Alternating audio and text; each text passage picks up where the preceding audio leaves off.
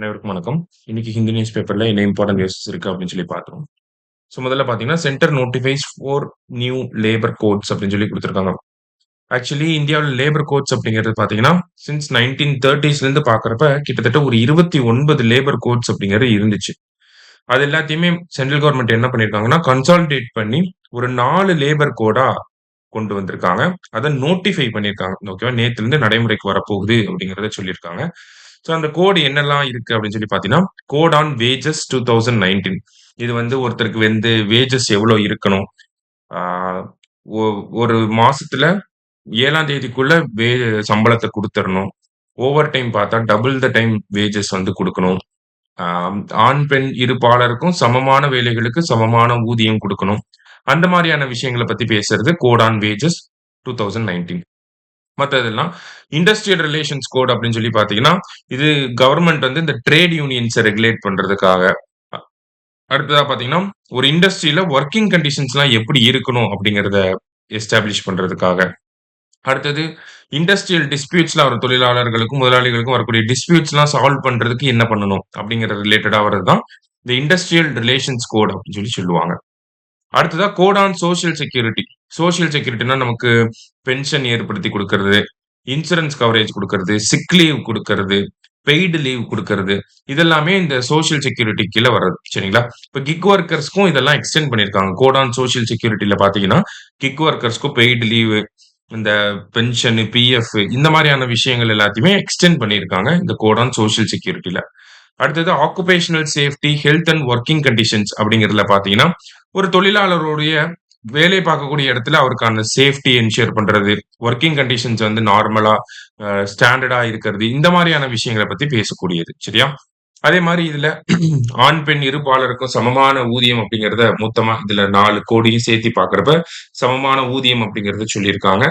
அத தாண்டி பார்க்கிறப்ப, அனைத்து விதமான வேலைகளுக்கும் பெண்கள் இரவுல பணியாற்றலாம் அப்படிங்கிறதையும் சொல்லியிருக்காங்க. ஸோ இதன் மூலியமா ஒரு ஜெண்டர் ஈக்வாலிட்டியும் இந்த இடத்துல மத்திய அரசாங்கம் வந்து கொண்டு வந்திருக்காங்க அப்படிங்கிறத புரிஞ்சுக்கணும்.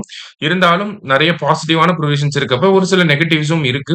ட்ரேட் யூனியன்ல என்ன சொல்றாங்கன்னா, இது வந்து ஆ லேபருக்கு வந்து பாதகமா இருக்கு. ப்ரோ எம்ப்ளாயரா இருக்கு. தொழிலாளர்கள தாண்டி முதலாளிகளுக்கு சாதகமான அம்சங்கள் நெறைய இந்த விஷயத்துல இருக்கு அப்படிங்கிறத ஒரு குற்றச்சாட்டா வச்சிருக்காங்க. சரியா? அது குற்றச்சாட்டுகள் வரதான் செய்யும். அத பத்தின ப்ரோஸ் அண்ட் கான்ஸ் அனலைஸ் பண்ணுவாங்க நியூஸ் பேப்பர்ல. அப்ப நம்ம இன்னும் நெறைய டீட்டெயில்டா பார்க்கலாம். அடுத்தது, அ தமிழ்நாடு கிரீன் கிளைமேட் கம்பெனி இருக்காங்க இல்லையா? ஸோ தமிழ்நாடு கிரீன் கிளைமேட் கம்பெனிங்கிறதுல தான் நமக்கு என்னெல்லாம் வருது? ஆ தமிழ்நாடு கிளைமேட் சேஞ்ச் மிஷன் வருது. வெட்லாண்ட் மிஷன் வருது. தமிழ்நாடு கிரீன் தமிழ்நாடு மிஷன் அப்படிங்கிறது வருது. அடுத்தது கோஸ்டல் ரீஸ்டோரேஷன் மிஷன் வருது. இவங்க எல்லாமே இது 4மே எதுக்கு கீழ உள்ள வருதுன்னா, தமிழ்நாடு கிரீன் கிளைமேட் கம்பெனி கீழ தான் வருது. ஸோ இப்ப என்ன பண்ணியிருக்காங்கன்னா, தமிழ்நாடு கிரீன் கிளைமேட் கம்பெனியோட அந்த ஒரு விஷயத்திலேயே அடிஷனலா என்ன கொண்டு வந்திருக்காங்கன்னா, சென்டர் ஃபார் ஹீட் ரெசிலியன்ஸ் அப்படின்னு சொல்லி ஒரு விஷயத்த கொண்டு வந்திருக்காங்க. So heat resilience centre for heat resilience in Tamil Nadu. So இது யாரோட சேர்ந்து பண்ணியிருக்காங்கன்னா, யுகே கவர்ன்மென்ட்டோட சேர்ந்து நம்ம பண்ணியிருக்கோம். சரிங்களா? ஸோ ஹீட் ரெசிலியன்ஸ் நம்ம தமிழ்நாட்டுல வந்து ஹீட் வேவ்ஸோட தாக்கம் அதிகமா இருக்கு. அதுக்காக என்ன ஸ்டெப்ஸ் எல்லாம் எடுக்கலாம்? ஃபர்ஸ்ட் எடுத்தோனே பார்த்தீங்கன்னா, ஹீட் மேப்ஸ வந்து உருவாக்க போறாங்க. ஹீட் மேப்ஸ் உருவாக்குறப்ப, எங்கெல்லாம் அதிகமான வெப்பத்தினுடைய தாக்கம் அதிகமா இருக்கு அப்படிங்கிறத நம்மனால கண்டுபிடிக்க முடியும். அத கண்டுபிடிச்சு, அதன் அடிப்படையில என்ன பண்றாங்கன்னா, அந்த ஹீட் அதிகமா இருக்கக்கூடிய இடத்துல ஹீட் ரெசிலியன்ஸ கொண்டு வரதுக்காக, இந்த சென்டர் ஃபார் ஹீட் ரெசிலியன்ஸ் இன் தமிழ்நாடு அப்படிங்கிற ஒரு அமைப்பு உருவாக்கியிருக்காங்க. ஸோ ஹீட் மேப்ஸ வச்சு நம்ம எங்கெல்லாம் வெப்பத்தின் தாக்கம் அதிகமா இருக்குன்றத கண்டுபிடிக்க முடியும்.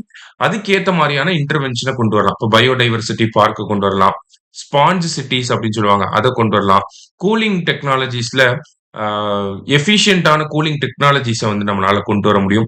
ஸோ இந்த மாரியான விஷயங்கள்லாம் நம்மளால பண்ண முடியும். சரிங்களா? சமீபத்தில கூட நம்ப மாநில அரசாங்கம் என்ன பண்ணியிருப்பாங்கன்னா, தமிழக அரசாங்கம் ஹீட் வேவ்ஸ் அப்படிங்கிறத ஒரு ஸ்டேட் ஸ்பெசிபிக் டிசாஸ்டர் மாநிலம் சார்ந்த பேரிடராக வெப்ப அலைகள வந்து அனவுன்ஸ் பண்ணியிருப்போம்.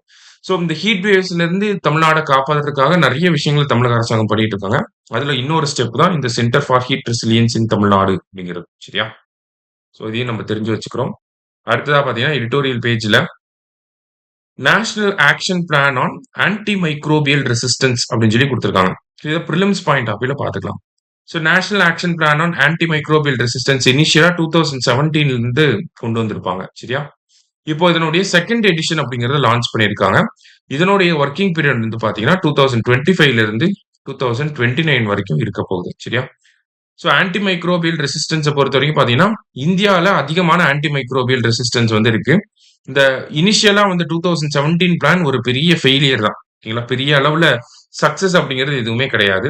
அதனால புது பிளான் அப்படிங்கிறத கொண்டு வந்து பெட்டரா இம்ப்ளிமெண்ட் பண்ணணும் அப்படிங்கிறதுக்காக, இந்த ஆன்டி மைக்ரோபியல் ரெசிஸ்டன்ஸ்க்கான ஒரு பிளான கொண்டு வந்திருக்காங்க.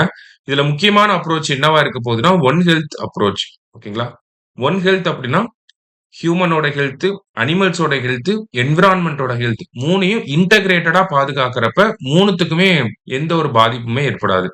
இப்ப அனிமலோட ஹெல்த் நல்லா இல்லைன்னா, அனிமல்ஸ் கிட்ட இருந்து ஹியூமன்ஸ்க்கு என்ன வரும்? இந்த ஜூனோடிக் டிசீசஸ் அப்படிங்கிறதெல்லாம் வரும். ஸோ இந்த மாதிரி ஒண்ணோட ஒண்ணு எப்பயுமே இன்டர்லிங்க்டா தான் இருக்கு. அப்ப 3தோட ஹெல்த்தையும் ஒன்றா பார்க்கிறப்ப, பெரிய பாதிப்புகள்ல இருந்து மக்கள காப்பாத்த முடியும். அனிமல்ஸையும் காப்பாத்த முடியும். இயற்கையையும் காப்பாத்த முடியும். அதுதான் இந்த ஒன் ஹெல்த் இனிஷியேட்டிவ் அப்படின்னு சொல்லுவாங்க. ஒன் ஹெல்த் அப்ரோச் அப்படின்னு சொல்லுவாங்க. இந்த ஒன் ஹெல்த் அப்ரோச்ச பேசிஸா வச்சு, இந்த நேஷனல் ஆக்ஷன் பிளான செயல்படுத்துறதுக்காக ஒரு திட்டங்கள் இருக்கு. சரியா? ஸோ இன்னைக்கு நியூஸ் பேப்பர்ல இருந்து முக்கியமான விஷயங்கள பார்த்திருக்கோம். நன்றி.